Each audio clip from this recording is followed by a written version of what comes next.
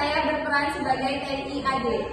Perkenalkan, nama saya Muhammad Faidasi, saya berperan sebagai TNI AD. Perkenalkan, nama saya Asrul Ziladi, berperan sebagai TNI AD.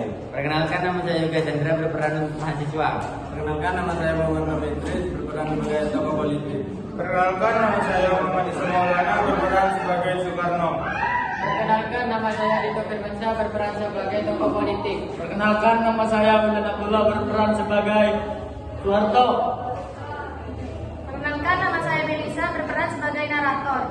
Perkenalkan, nama saya Mila, berperan sebagai mahasiswa. Perkenalkan, nama saya Irma Nuraini, berperan sebagai mahasiswa. Perkenalkan, nama saya Nurul Istiqomah, berperan sebagai mahasiswa. Perkenalkan, nama saya Syahid Baroro, berperan sebagai mahasiswa. Perkenalkan, nama saya Safia, berperan sebagai mahasiswa. Perkenalkan, nama saya Nabila Kalasamika, berperan sebagai mahasiswa. Perkenalkan, nama saya Safwa Jaisalumoho, berperan sebagai politik. Perkenalkan, nama saya Noni Aprilia Kurniadi, berperan sebagai tokoh politik. Perkenalkan, nama saya Putri Riza, berperan sebagai mahasiswa dan tokoh politik. Narasi peristiwa pemberontakan G30 PKI. Gerakan 30 September oleh PKI yang disebut G30S PKI adalah salah satu tragedi nasional mengancam keutuhan NKRI. Seperti namanya, tragedi tersebut terjadi pada tanggal 30 September 1965. Peristiwa ini berlangsung selama 2 hari, yakni sampai tanggal 1 Oktober 1965. Peristiwa gerakan 30 September 1965 yang menjadi tragedi nasional tersebut diduga dilakukan oleh Partai Komunis Indonesia dan menimbulkan korban di kalangan petinggi militer. Latar belakang peristiwa G30 PKI adalah sebuah persaingan politik karena PKI sebagai kekuatan politik merasa khawatir dengan kondisi kesehatan Presiden Soekarno yang memburuk. Pada awal Agustus 1965, ketika Presiden Soekarno tiba-tiba pingsan setelah pidato, banyak pihak yang beranggapan bahwa usia beliau tidak akan lama lagi, sehingga muncul pertanyaan besar tentang siapa yang akan menjadi pengganti Presiden Soekarno nantinya. Hal ini yang menyebabkan persaingan semakin tajam antara PKI dan TNI. Penumpasan pemberontakan akibat peristiwa pada 30 September 1665 itu banyak petinggi Angkatan Darat tidak diketahui keberadaannya. Setelah menerima laporan serta membuat perkiraan, Soeharto mengambil kesimpulan bahwa para perwira tinggi itu telah diculik dan dibunuh. Lalu langsung mengambil alih pemimpin Angkatan Darat guna menindaklanjuti peristiwa tersebut. Pada 1 Oktober 1965,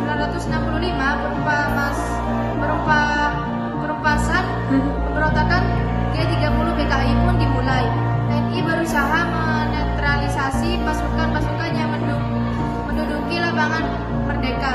Selanjutnya, Majen Soeharto menugaskan Kolonial Sarwo Edi Wibowo untuk merebut kembali gedung RRI dan pusat telekomunikasi. Dengan dikuasainya RRI dan telekomunikasi pada jam 8 malam, Soeharto mengumumkan bahwa telah terjadi perebutan kekuasaan oleh pasukan G30S.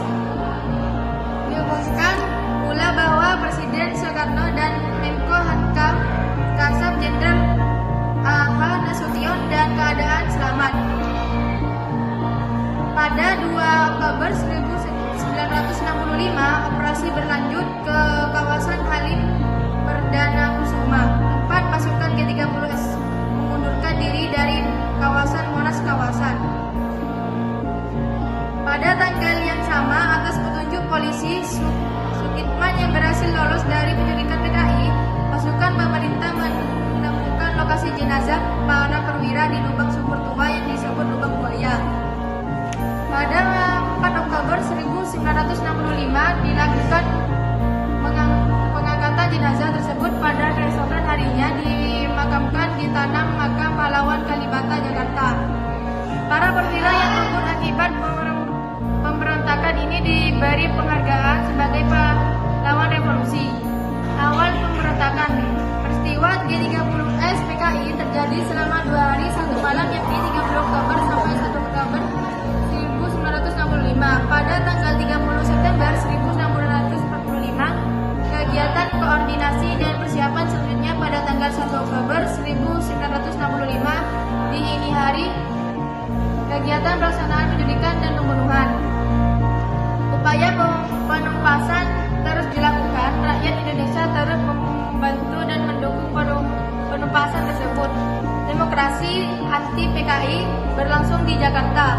Operasi penumpasan pun berlanjut dengan menanggap orang-orang yang dianggap bertanggung jawab pada peristiwa itu. Selanjutnya atas desakan pada tanggal 9 Januari 1966 di sebuah kampus ada seorang mahasiswa yang sedang duduk membaca koran. Ia membaca sebuah berita tentang peningkatan harga sembako dan berbagai permasalahan yang sedang terjadi di Indonesia.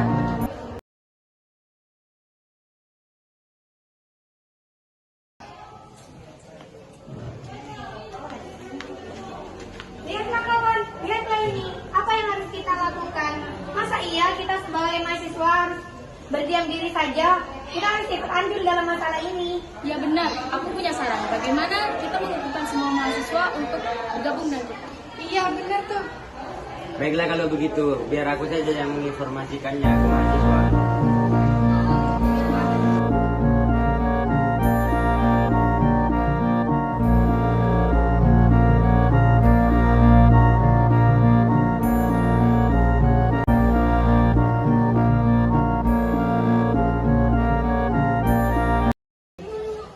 Halo Roro, kami akan melaksanakan aksi demo. Apakah kamu ikut?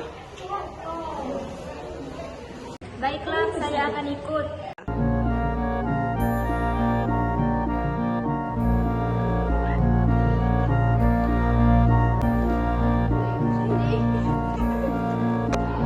Seluruh mahasiswa pun mengetahui informasi tersebut. Mereka pun berkumpul dan menyiapkan aksi demo dengan pemerintah demi mendapatkan keadilan bagi seluruh rakyat. Pada tanggal 10 sampai 13 Januari 1966, seluruh mahasiswa turun ke jalan dengan permasalahan meminta pemerintah untuk membubarkan PKI yang mereka anggap PKI adalah penyebab dari peristiwa tragedi berdarah pada tanggal 30 September 1965. Selain itu, mahasiswa juga meminta pemerintah untuk menurunkan harga sembako. Akhirnya, ribuan mahasiswa bergerak ke gedung sekretariat dengan memprotes ketidakstabilan dengan menyuarakan 3 tuntutan Tritura. 3 tuntutan rakyat tersebut mewakili mahasiswa dan sebagai pernyataan dan sifat tegas agar kinerja pemerintah kala itu. Seluruh mahasiswa pun mengetahui informasi tersebut. Mereka pun berkumpul dan menyiapkan aksi demo dengan pemerintah demi mendapatkan keadilan bagi seluruh rakyat. Pada tanggal 10 sampai 13 Januari 1966, seluruh mahasiswa turun ke jalan dengan permasalahan meminta pemerintah untuk membubarkan PKI yang mereka anggap PKI adalah penyebab dari peristiwa tragedi berdarah pada tanggal 30 September 1965. Selain itu, mahasiswa juga meminta pemerintah untuk menurunkan harga sembako. Akhirnya, ribuan mahasiswa bergerak ke gedung sekretariat dengan memprotes ketidakstabilan dengan menyuarakan 3 tuntutan Tritura. 3 tuntutan rakyat tersebut mewakili mahasiswa dan sebagai pernyataan dan sifat tegas agar kinerja pemerintah kala itu. Turunkan Soekarno! Turunkan Soekarno! Bubarkan PKI! Bubarkan PKI! Turunkan harga sembako! Turunkan harga sembako! Beri kami keadilan! Beri kami keadilan! Merasa belum mendapat respon dari pemerintah, para mahasiswa pun tetap melanjutkan demonstrasinya pada hari-hari selanjutnya, yang menyebabkan kegaduhan yang lebih parah lagi dibandingkan hari pertama. Beri kami keadilan! Beri kami keadilan! Turunkan harga sembako! Turunkan harga sembako! Turunkan Soekarno! Turunkan Soekarno! Panggilkan Soekarno. Mahasiswa bersorak-sorak meneriaki keluh kesah mereka. Soekarno pun memerintahkan Soeharto untuk mengamankan keadaan. Saya mau memberitakan Anda Soeharto untuk mengamankan keadaan saat ini. Baik Pak, saya akan mengamankan keadaan saat ini. Kemudian Soeharto pun menginformasikan kepada anggotanya tentang perintah dari Presiden pertama Republik Indonesia. diperintahkan oleh Presiden untuk mengamankan keadaan saat ini. Maka dari itu, saya membutuhkan kalian untuk membantu saya. Demo pun terus berlangsung sehingga membuat seluruh petinggi di Indonesia melakukan rapat tentang demo para siswa.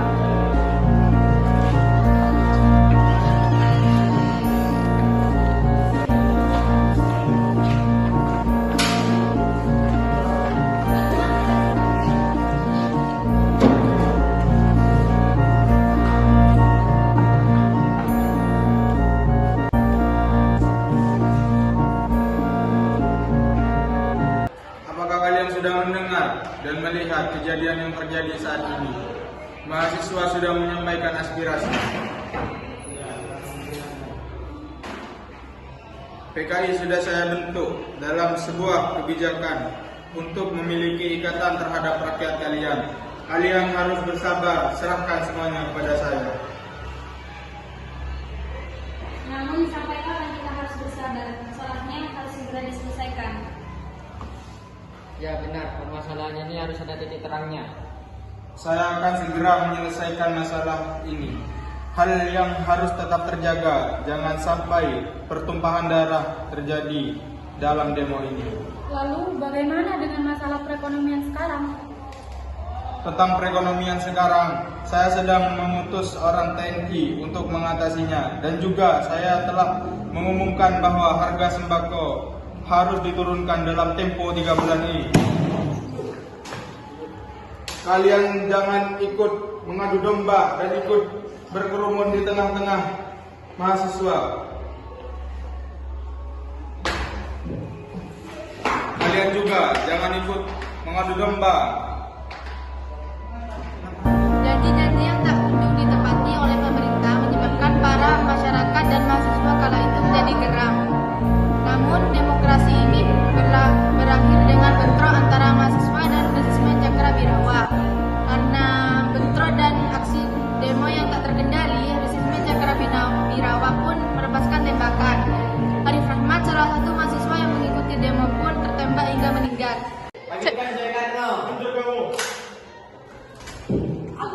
Dia sudah mati. Tidak bisa ini. Panggilkan Soekarno.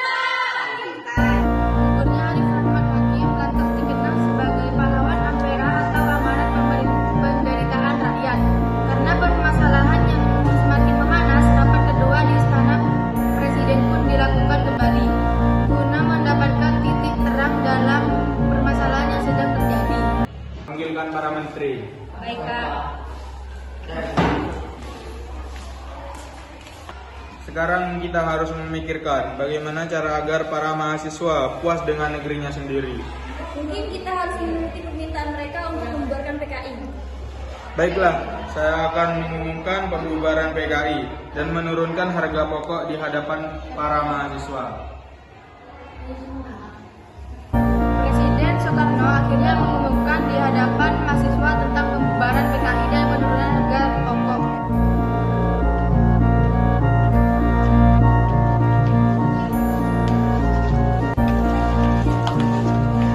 Turunkan Soekarno. Bubarkan PKI. Bubarkan PKI. Turunkan harga sembako. Turunkan harga sembako. Beri kami keadilan. Beri kami keadilan.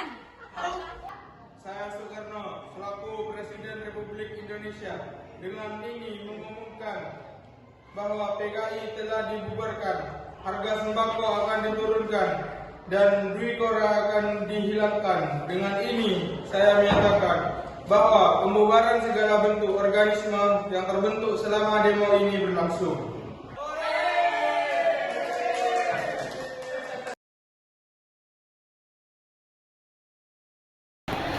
Saya di sini memanggil Bapak Mahmud, Basuki Rahmat, Basuki Pandaria, dan Bapak Yusuf untuk menghadap Bapak Soekarno dan beri penjelasan kepada kalian yang tepat menghadap mereka. Paham? Baik Pak, nanti malam saya akan pergi ke rumah Presiden. Surat yang harus ditandatangani oleh Bapak Presiden Soekarno, saya ini pengingat Basuki Rahmat.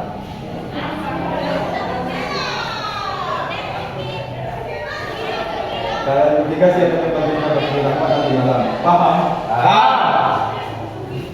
Pada malam hari, Muhammad Pengabdian Basuki Rahmat, Muhammad Yusuf Amir Mahmud menuju Istana Presiden.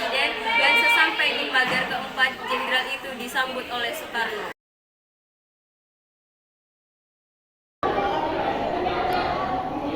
Ada apa Jenderal malam-malam datang ke sini? Saya mau bertemu dengan Bapak Soekarno. Baik, tetapi Bapak sudah sedang tidur. Bisa dibangunkan sebentar? Baik, mari ikuti saya.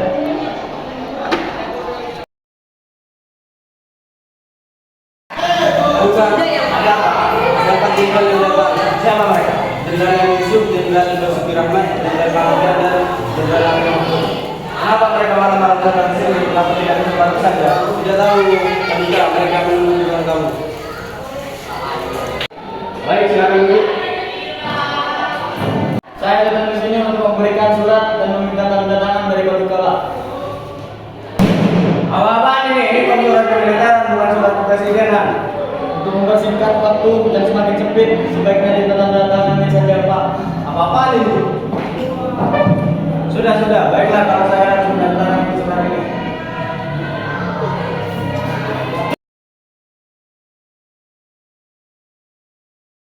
Demi Allah, saya bersumpah akan memenuhi kewajiban Presiden Republik Indonesia dengan sebaik-baiknya dan seadil-adilnya memegang teguh Undang-Undang Dasar dan menjalankan segala undang-undang dan peraturannya dengan seluruh-seluruhnya serta berbakti kepada nusa dan bangsa.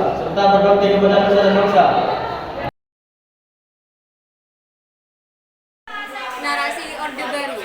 Orde Baru adalah sebutan bagi masa pemerintahan Presiden Jenderal Soekarno di Indonesia. Orde Baru menggantikan Orde Lama yang merujuk kepada era pemerintahan Soekarno. Lahirnya Orde Baru diawali dengan keluarnya Surat Perintah 11 Maret 1966. Orde Baru langsung dari tahun 1966 hingga 1998. Dalam jangka tersebut, ekonomi Indonesia berkembang pesat meskipun hal ini terjadi bersama dengan praktik korupsi dan perjarela dan perkembangan kebebasan pendapat. Orde Baru menggantikan Orde Lama yang merujuk pada era pemerintahan Soekarno sejak Indonesia merdeka.